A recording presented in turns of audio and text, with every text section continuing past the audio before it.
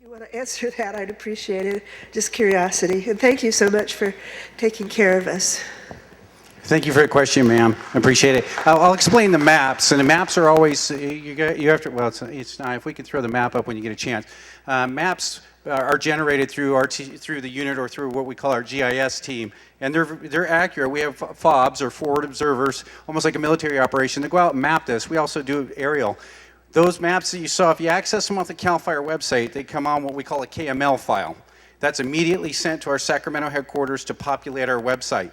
That map may change in operational. If you see where you were talking about, one day you looked, those maps can move. You have to remember too, is that we work with our operations, our FOBs, our GIS, is, yes, we're mapping during a very dynamic fire, any fire for that matter, and those lines can change, especially if we do another accurate flight or an infrared flight. So those maps will change. And it's due to, not because we don't know where the fire is because we bring in a different technology to write those, to move those boundaries. But they weren't accurate. The one on CAL FIRE was not accurate. Okay. Yeah. Well, we'll have to look at that, and I'll meet with you after this, and we can look at that because that's something that we want you to be able to access is using our KML files. As far as ribbons, and I'm not going to go into all the colors, but when we do what we call structure triage, or our strike teams go in there, those ribbons means the structure may be searched. It means it may have a water source. That there may be an engine company up at the other end.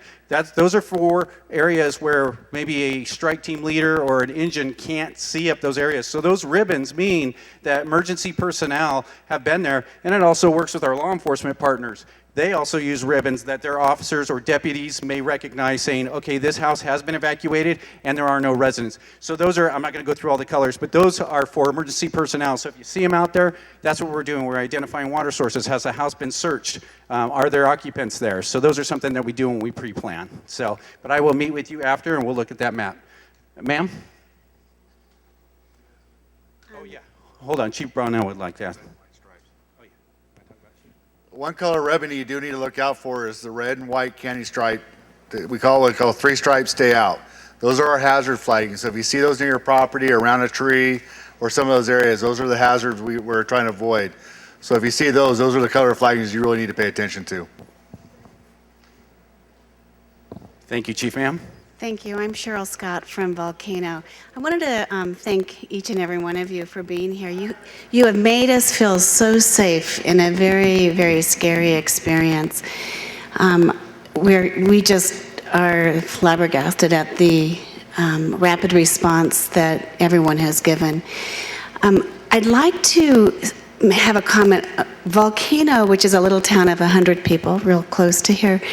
Last year we had a unit, our whole town had a fire preparedness day, a disaster preparedness day. And it was wonderful. And it was operated through Jenny Gottstein, who's one of our residents that now lives in San Francisco, through GoPro.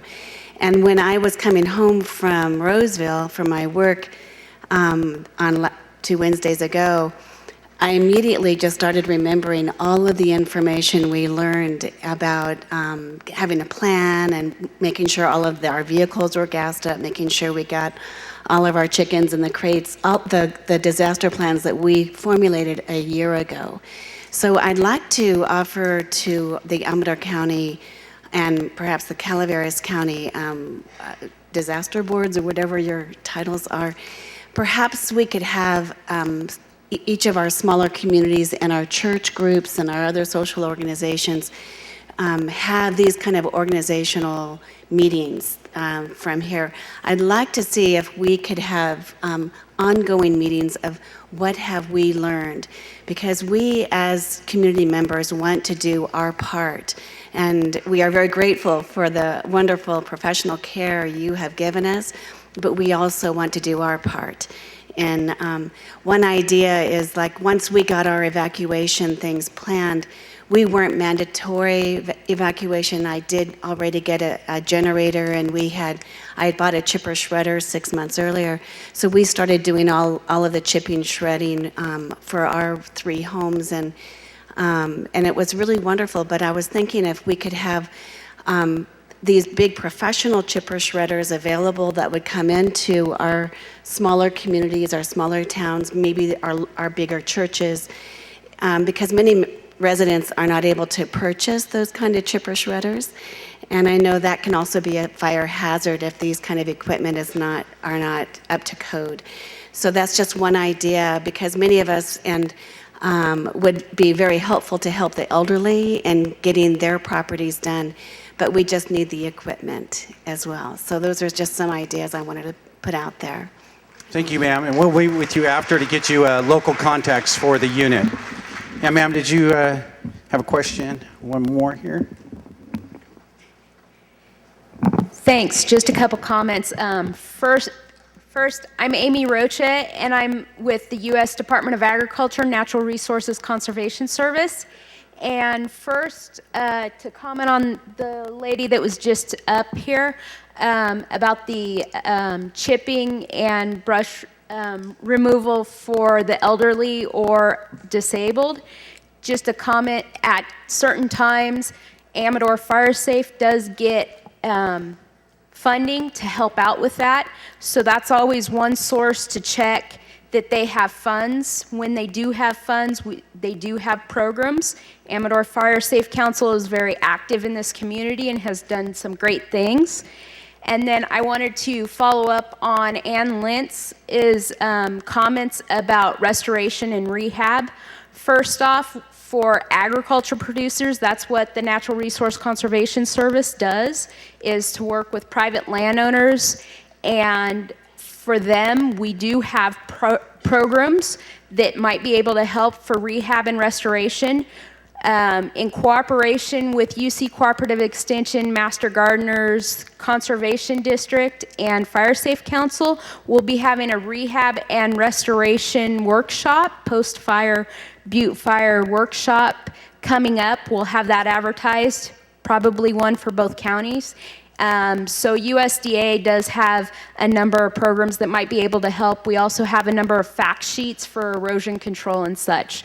My office is in the county building up by the airport, so you could come and see me. I'll stay around as well. Thank you. Thank you very much. All right, one more. Thank you. And remember, please, we will be around after this. We just want to get everybody back home when they want to get home. So go ahead, ma'am. Hi, good evening. My name is Darnell Medilli, and I work for Volcano Communications Group. And we have been a very integral part of this whole scene for the last week. We have done our best to keep your services for TV, internet, telephone active the best we could. I wanted, thank you. Yep, absolutely. And I did want to mention that an employee or two has gone behind the scenes. I won't mention any names. I don't want to get them in trouble. On Facebook, there are groups. I'm not part of one, but there are groups that watch out for your community. And they have asked that employee, would you mind going down and representing yourself, your Volcano Communications Group? Get down there into West Point or Railroad Flat. Here's my address. Can you take a picture of my house? Let me know if it's still there. And he did. He took as many pictures as he could of folks' homes. And 100% of our customers' homes were still there. So I just wanted to say that we did our part here the best we could during this time. Thank you, Volcano Communications Group. Thank you, ma'am. And gentlemen, we'll move on, but could you stand up, sir, that you just came up here? I actually worked with this radio station, KVGC, correct? Your local radio station. They were amazing. Not being from this area, KVGC spent more time, and I travel up and down the state, and is it Jim's last name, please? Amazing, amazing. So I wish he was here. I actually swung by the radio station and introduced myself. He gave me 10, 15-minute interviews, local unit and command staff personnel. Again, thank you, sir, for reminding me. KVGC was an amazing, amazing partner. So again, we'll be around. We'll get this moving on here. We'll go into closing comments here for Supervisor Plass. Thank you. I think it obviously has been said time and time again, the great gratitude and thanks that we owe to all these folks that helped to keep our community safe and free from harm. And it probably in an appropriate place to say, but for the grace of God, Amador County doesn't look like Calaveras County does right now. Unfortunately for them, I don't mean that cold-hearted, but we dodged a bullet, as Sheriff Ryan said, and it could have just as easily gone the other way. It was really something to watch the orchestration of CAL FIRE in this incident. Several of us attended those 7 o'clock briefings over at the Plymouth Fairgrounds, and it was really like a military operation to see the coordination and effort put into the organization of a force of that size. And I just wanted to call out some of the numbers at the peak of the incident. These folks were trying to coordinate the activities of 519 individual fire engines, 60 water tenders, 115 bulldozers, 18 helicopters, 8 to 10 air tankers, and almost 100 hand crews. And they were over there every morning coordinating that activity to a degree that it was really something to see. I mean, communications channels and changing of the fire attack, a meteorologist get up and predict what the winds are going to do, at what time of the day they were going to do it. And I just can't take my hat off enough to the folks at CAL FIRE for their orchestration behind that. One of the things that we felt as a board was that the most reliable, particularly given power outages and so forth, the most reliable means of communication and for them to get the word out was through our local radio station. And we asked CAL FIRE information officers to please, yes, they're giving us updates on a regular basis, but the updates need to get to you, the affected community. And the quickest way and most effective way to do that, whether you had power or not, or you were in your car or in your home or in an evacuation center, was KVGC radio and the timely way that they could do that. So thank you, Rob Withrow, I'm calling you out, did an outstanding job of keeping us updated, but was always in contact with the radio station and making sure that that information got out to you folks. So I could go on forever.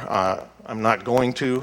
I'm a politician, but I don't like talking that much. But just thank you to everybody, the ACART, the Amador County Animal Rescue Team, as well as the Lawton Ranch. Both of those organizations did a phenomenal job in transporting and caring for the animals that all of you, whether they be pets or livestock. Amador Water Agency stepped up and realized that with power outages in ag land, a lot of the wells aren't working and those livestock would go without water and die in short order. They were delivering water to livestock operations when needed. You know, just this showed us what Amador County is all about, folks. And it's one thing that that gave me reason to run in the first place, and it's the way that this community came together in this incident is just amazing, and hats off to all of you. Thank you very much. I guess Lewis is next. Thank you, John. Thank you all for attending tonight. And we owe a big round of thanks to CAL FIRE. I've got to say, the first morning of the fire, about 1:30 in the morning, my phone rang and I jumped up, and being a dad really kind of scared me because you always think, what's wrong? Something wrong with one of my kids. Well, kind of thought it might be a briefing on the fire, but it was Chris Post, and it was. And I worry about my daughter too. She lives back east and she's about 3 hours ahead of us, and she goes to work pretty early. So anyhow, Chris was phenomenal. I can't say enough about Rob Withrow. He was called me numerous times with updates. Deputy Chief Brian Estes and Michael Moeller. I got it's nice to get a face with that. I've got a million emails, and there's kind of a rumor going out that the Amador Board of Supervisors, we don't have computers, and we do everything by paper. And I have a computer, I have a cell phone, I'm linked to my emails off of my computer, I use them. So I just want to thank you, Michael, for all that information. Also thank Chief Michael Hardy, El Dorado County Fire Protection District, our Sheriff Martin Ryan, whose office has the Offices of Emergency Services, all those sworn personnel who work tirelessly, and of course all our fire departments and all our volunteer fire departments. And all the individuals who work the fire, and a big round of thanks to our local media, the paper and KGVC. Pacific Gas and Electric, Dylan George called me numerous times, and he was going to leave for the weekend, and he made sure I had another contact. That's much appreciated. We've got to be thankful to the Red Cross, the Salvation Army, and then we go to Acart Animal Rescue. I did take a tour of that over the fairgrounds. It was really impressive. They had their hands full, cages stacked on cages. They were cleaning lots of animals. They really did a phenomenal job. And we also, a big round of thanks to the Lawton Ranch, who took a lot of the bigger animals.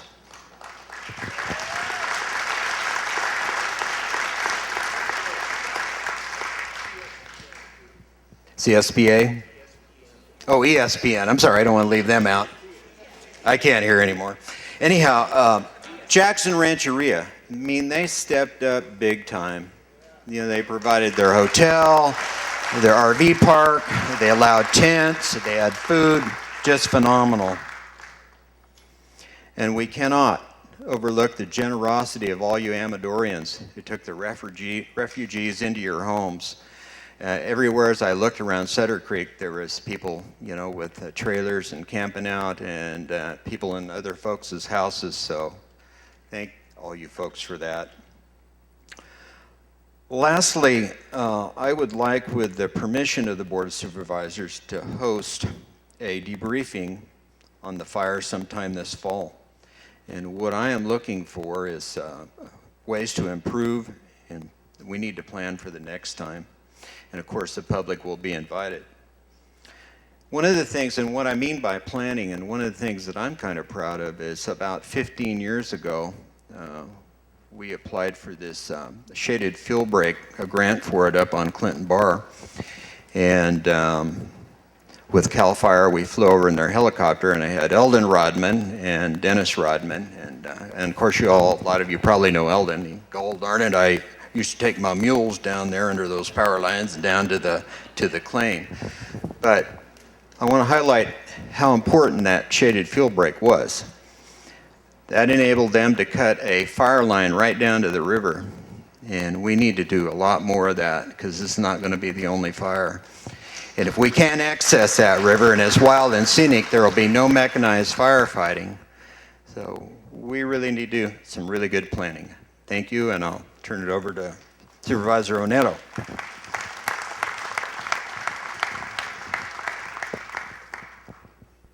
Well, you know, I hope you don't kill the messenger. And I don't want to scare you, but I just want to be honest. You're not safe. Community Volcano, you're not safe. Pine Grove's not safe. CAL FIRE, they do a hell of a job. But what has happened is we have created conditions be created to where we have extreme fire danger. I don't know if the U.S. Air Force, Army, Navy, Marines, and all could put a big fire out once they get a big head of steam going. It's almost mission impossible. And going back to where I should start off here, I would like to thank all the firefighters, emergency public safety personnel. They did a real good job, put their lives in danger. I've ran dozer in fires before, and it can be very scary and actually quite dangerous. And to go out and basically go against a juggernaut like that, you got to be very careful, and you take some risk. So I thank you for what you've done for our communities. I wish you had better success in Calaveras, but it's 105-degree weather, 5, 6, 8% humidity, winds, you got a problem. And the main problem we have, you drive down any road in this county, Calaveras County. I see manzanita, I see brush, I see dead fuels.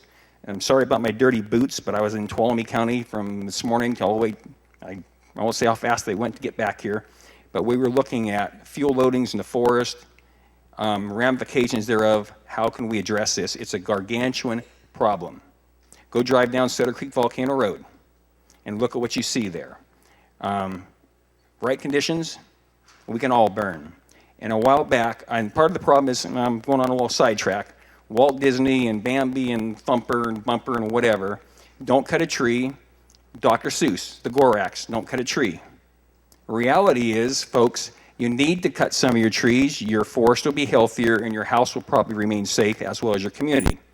There was a young lady who wrote a letter 3-4 years ago, Ledger Dispatch, and she was kicking the tar out of PG&E. They went up there and they cut trees away from the power line, which you want to cut trees away from the power line because it keeps you from having fires. It keeps you from having trees fall on the power line to start fires. And she was really just blasting them how they went in there and they cut these legacy trees and animals had no home and on and on and on and on. I want to say they cut 50, 60 trees. The reason they cut those trees, because they're hazard trees to those lines. I remember a time thinking, this young lady doesn't have a clue. What about if one of those trees falls in that power line, it'll burn up the whole damn canyon, all the trees. So anyway, enough of that talk, but it's something that needs to be looked at. It's a huge problem. What we talked about today, one of the foresters talked about, he said, really, what do you do? How do you fix it? Because if you're in federal lands or big private timberlands, you can manage it. When you get down to private grounds, you got little small pieces. Somebody has $1 million home. Maybe they got the money and the means to go in there and clear around their house. What about the neighbor next door that's old? Or maybe they're not well off, or they're sickly and they can't clear, or maybe they don't want to clear. So how do you get your fire lines in place around our communities? It's a hard question. It's going to take a lot of work, but it needs to be done. I've been talking about it for years. People say we love nature, don't cut a tree. We want wild and scenic on the McColumbia River so we can protect it. What I would say to you is something like that. You're condemning the forest to death, and we're seeing it. It's all over the place, and you're going to see more. And we don't have a lot of time to waste. Also, I'd like to thank KVGC. They did a heck of a good job getting it out to people. TSPN did also. I heard Jim Geedy was up 25 hours a day. And I thank them very much for their efforts. It's a very scary time. I know after Calaveras got wiped out, talking to CAL FIRE personnel, I said, we're expecting the wind to come back, blowing back in the Amador County, and I think they were hoping and praying they could hold it from crossing the Columbia River, and I'm very thankful they did. I know I was up off of Red Trail Road about 2 o'clock, and that wind was coming up there, and a guy has a little wind meter, and it was blowing 25 miles an hour. So I think it was a miracle it didn't come across that river. But moving on, hope I don't take too long, but I think it's an important issue, so I'm going to talk a little while if you don't mind.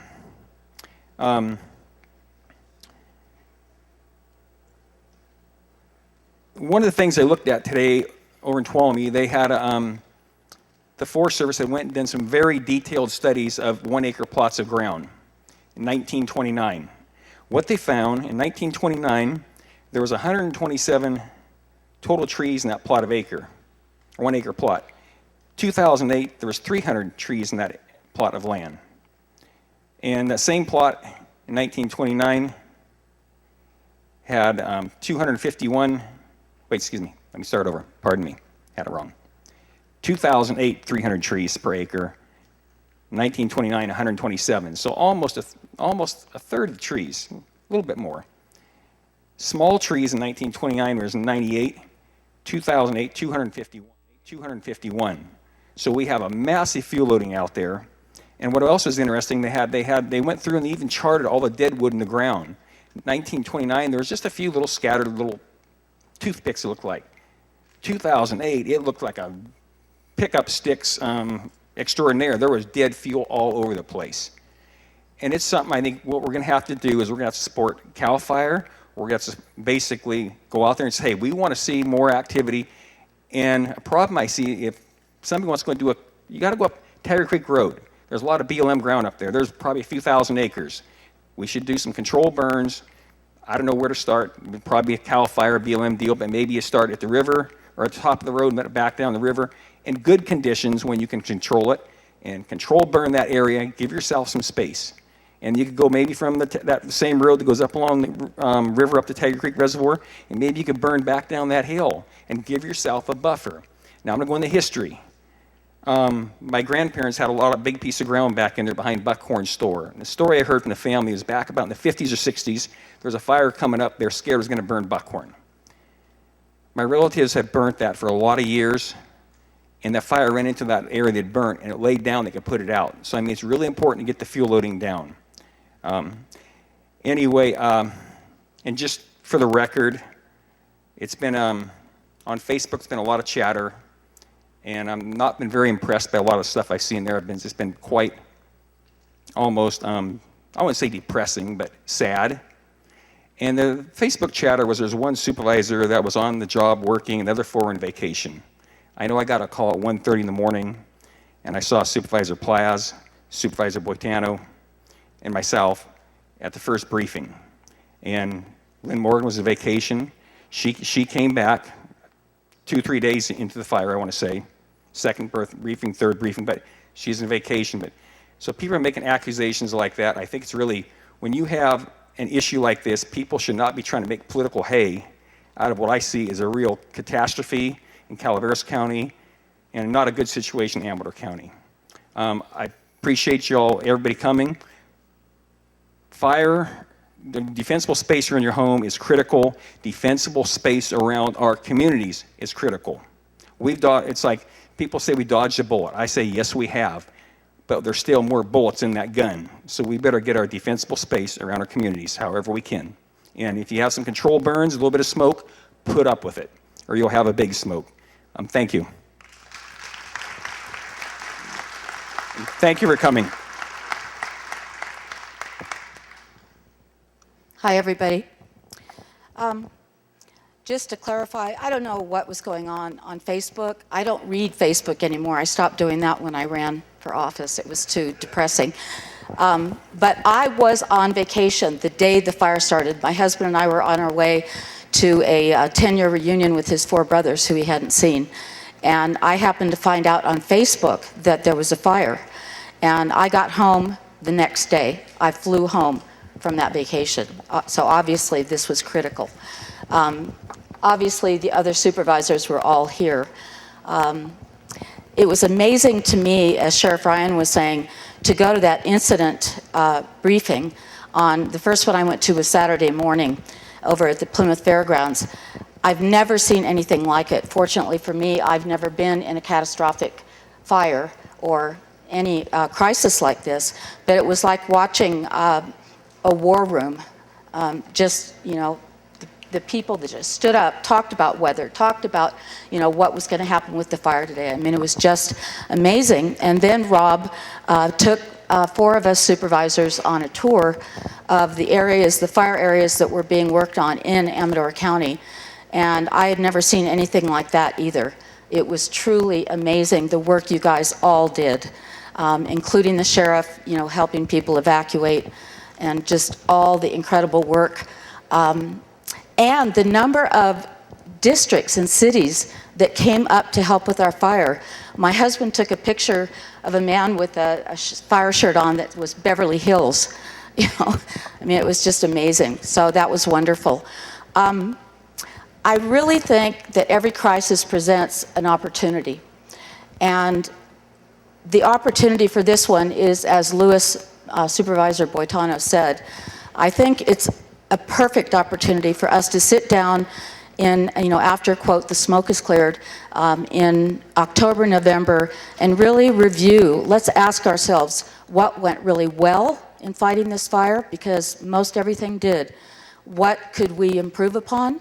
Because there certainly are some things.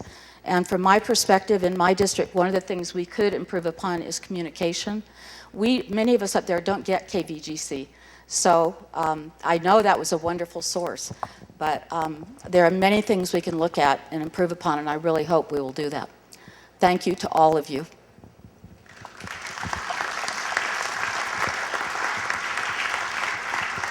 I'll keep this very short. I represent the lower part of the county, District 2.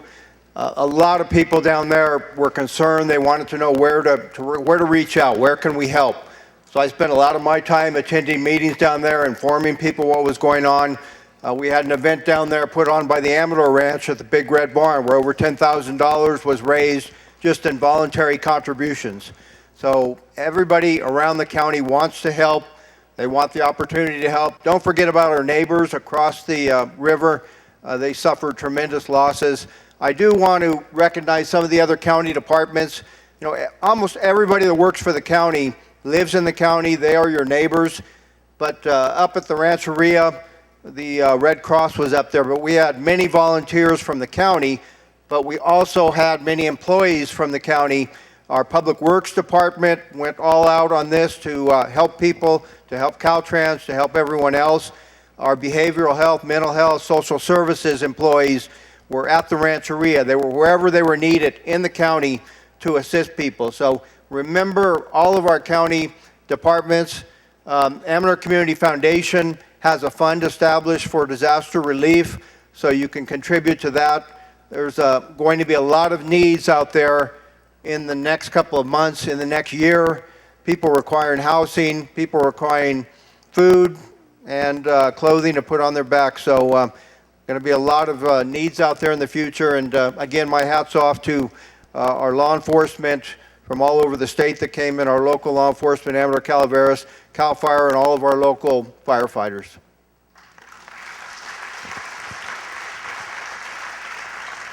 Thank you, supervisors. And Amador El Dorado Unit Chief Mike Haslin.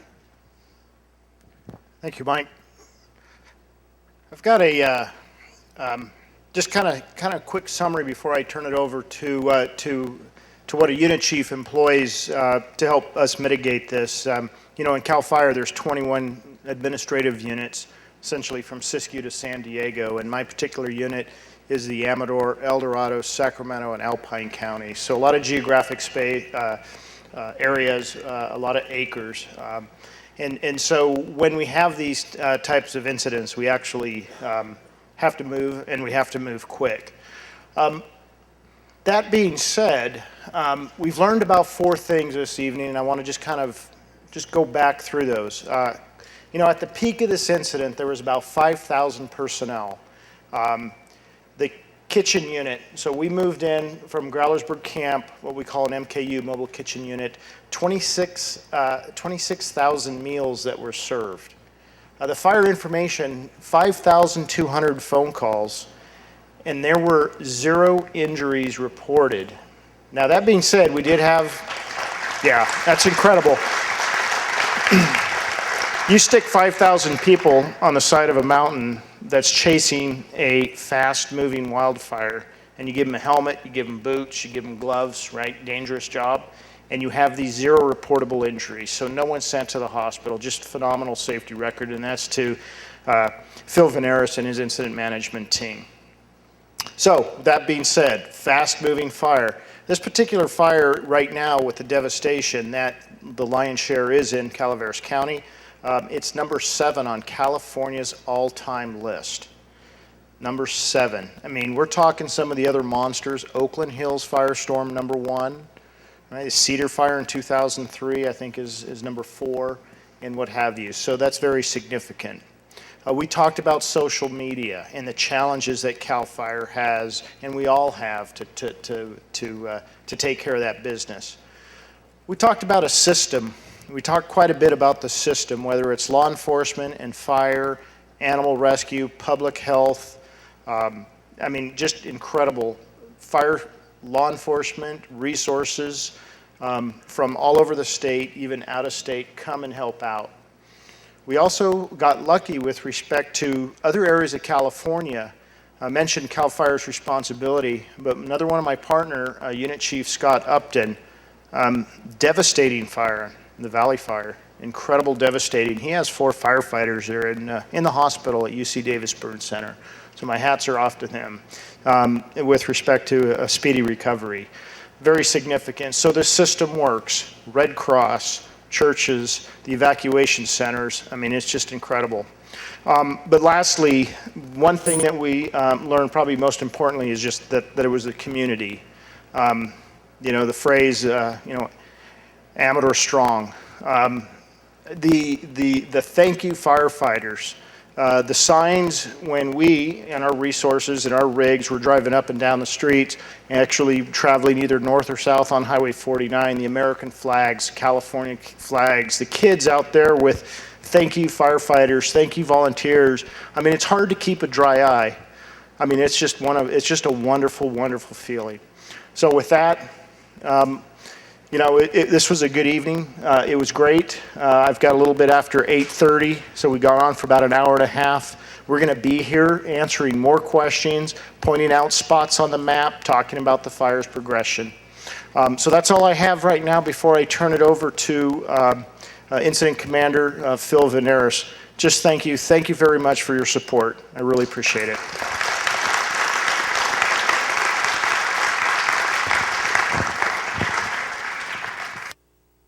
So good evening. My name is Phil. I appreciate the opportunity to come here and talk to you tonight. It's one of the honors I have as the incident commander for Team 1. I had a really good speech. It was only maybe 25, 30 minutes. But one of the pleasures of being last is everybody got every single one of them, everyone. And that's perfect because you really want to hear from these folks. All I really want to tell you is thank you for my firefighters. There's 6 incident management teams in CAL FIRE, and they're made up of about 50, 55 people. But the Butte Fire itself, as the chief said, had over 5,000 responders here. Just about 4,900 firefighters and emergency workers alone. Doesn't count what law enforcement brought into the fold. That doesn't count what your public works did, Caltrans, the Red Cross. We wouldn't have been as successful as we were if it hadn't been for those folks. And we wouldn't have been as successful as we were if it hadn't been for you. So on behalf of those 5,000 emergency workers from the fire department and the additional 1,000 or so that came from everybody else, we do want to thank you for the signs, so thanks, the waves, the little kids running up and hugging the legs in the store, that kind of stuff. A lot of my firefighters, I seriously have firefighters who've been on duty for 50, 60 days. This has been a really tough season. Unprecedented 4 years of drought. And I can tell you from talking to them, I can tell you from experience myself, when things like that happen, it makes it all worthwhile. So I appreciate your time. Thank you for coming tonight. I hope you have a good afternoon or evening.